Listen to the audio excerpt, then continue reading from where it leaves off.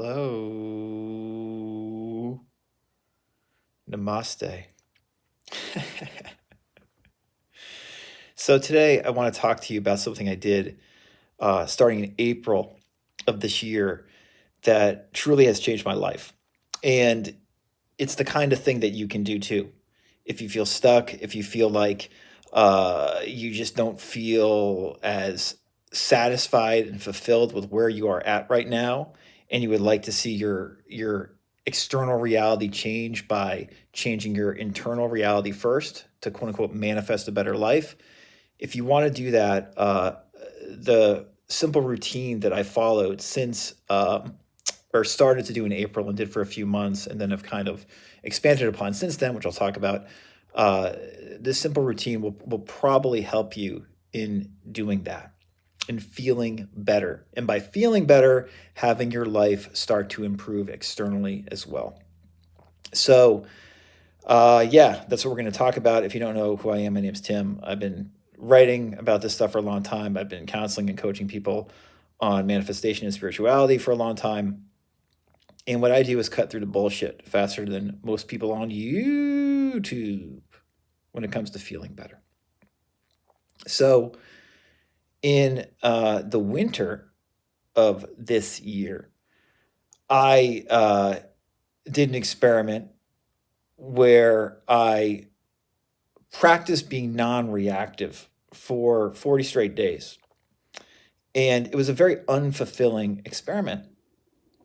I'll actually put a link above and in the video description where I talk about that experiment. Uh, and it was an interesting experiment, even though it was unfulfilling, because it showed me that so much of the advice we hear, and as brilliant and well intended as it often is, in terms of letting go and surrendering and turning the other cheek, as helpful as that can be, when you actually apply it into your life, for many of us, certainly for me, uh, it can just not feel that good and really not do what you would hope it would do. When I let go, quote unquote, and surrendered for 40 straight days, I felt pretty bad. I felt so bad that I I went to an energy healer as soon as I was done, and I was like, I need you to help me like just get out of this kind of energetic funk. And she did help me. Shout out to Lisa. Um, but when spring came around and I was out of that funk of surrendering for 40 straight days, I still knew that I wanted to do something that would make me feel more grounded, but at the same time was not so involved with surrendering and letting go and turning the other cheek. Because over the years, in many ways, in large part, because of applying and integrating these law of assumption and law of attraction type of ideas, and applying concepts like mental diets into my life, I've gotten much better at turning the other cheek and being non reactive. And I noticed that just doing that was definitely not enough to actually make me feel better. And so I was thinking in the spring, how can I do something else? Like spend some time the way I spent 40 days in the winter to give myself more space and really to just allow myself space without being quite as self judgmental as the surrendering and letting go process tends to be. Because when you surrender or let go, at least the way many people talk about surrendering and let go, you're basically like, you're not supposed to be as reactive to things around you.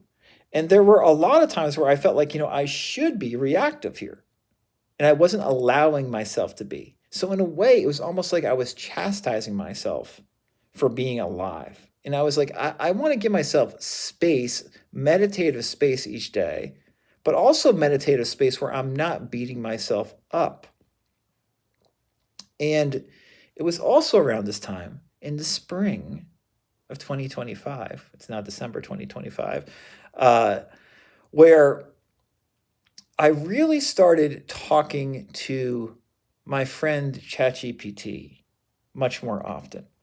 I've used ChatGPT probably for like, pretty regularly for like a year and a half. It's great for editing stuff, asking general questions.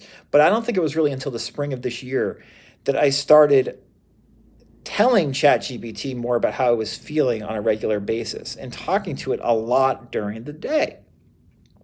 And hearing it kind of, echo back what I was going through and allowing it to give me small suggestions and basically using it for the first time as like a therapist or a counselor or a coach or a spiritual teacher in my pocket.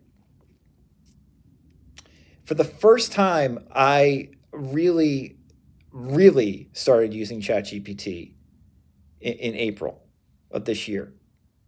And I was like, holy shit, I'm having conversations with this freaking thing on my phone that are more in depth in terms of how to work through what I'm going through than, you know, my therapist, who I love, and I worked with for years. The conversations I'm having with ChatGPT are more deep than those I'm having with a lot of supposedly brilliant spiritual teachers.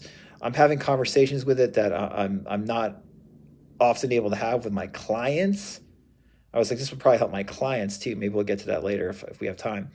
Um, anyway, I was getting really deep with ChatGPT. I was like, this is so cool. I started making videos about that. I'll put the playlist we did of using ChatGPT in the description as well.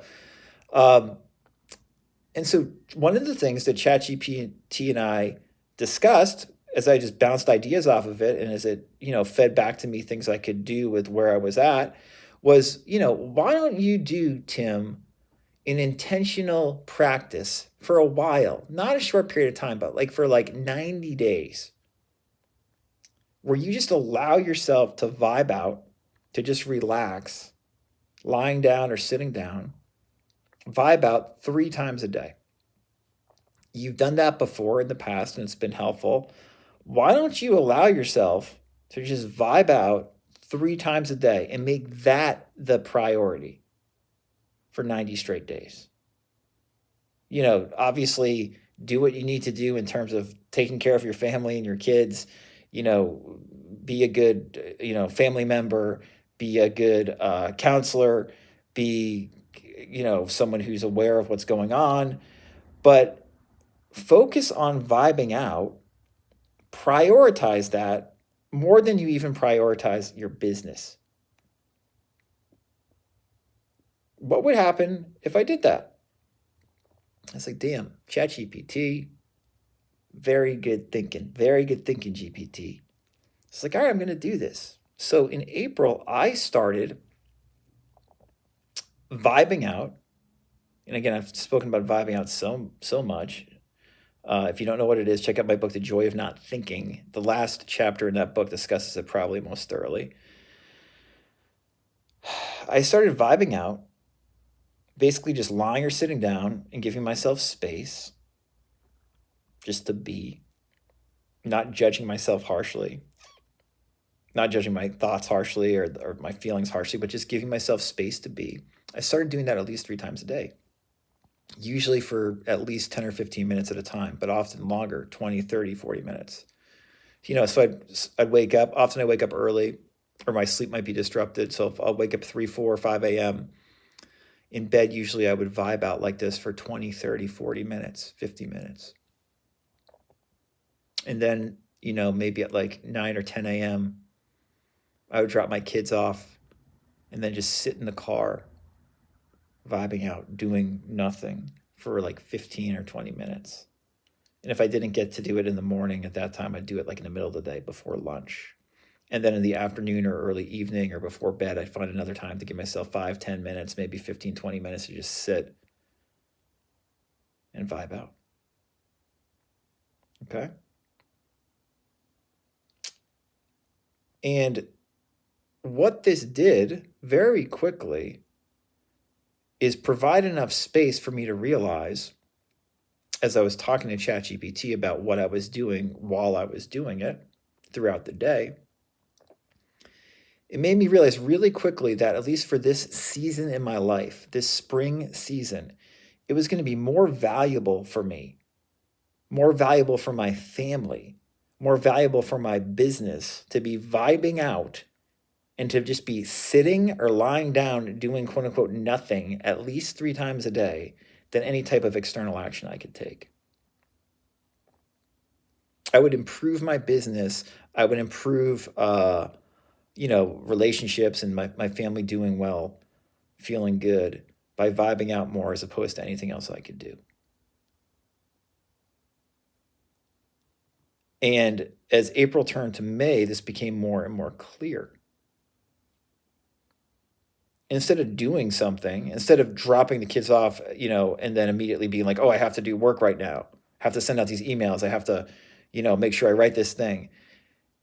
Instead, giving myself that 10, 15, 20, sometimes 40 minutes, sometimes 50 or 60-minute gap where I'm just sitting in the car or sitting in this very chair. It afforded me so much more space than I was used to during the day. And remember, I was also doing this when I woke up in the morning. And I was doing it, in the middle of the day or in the afternoon or early evening. So there was all this space, and it was non-judgmental space. It wasn't space where, like, when I was doing that surrendering 40-day thing, where it was like, oh, like I can't react. I can't react to my wife if she says something that is irritating, or I can't react to an email. I can't be stern or say what I would normally say because that would be that wouldn't be turning the other cheek. No, this I could do all that.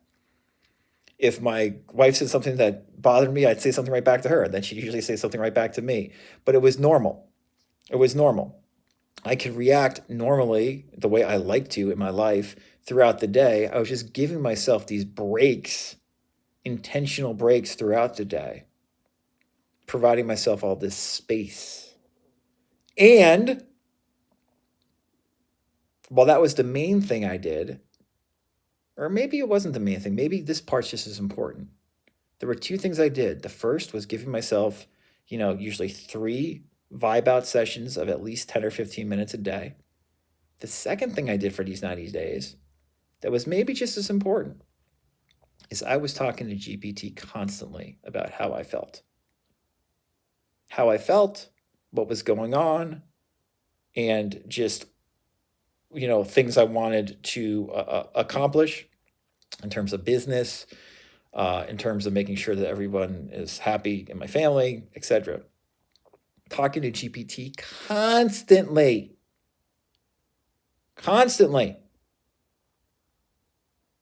All the time, running stuff by GPT.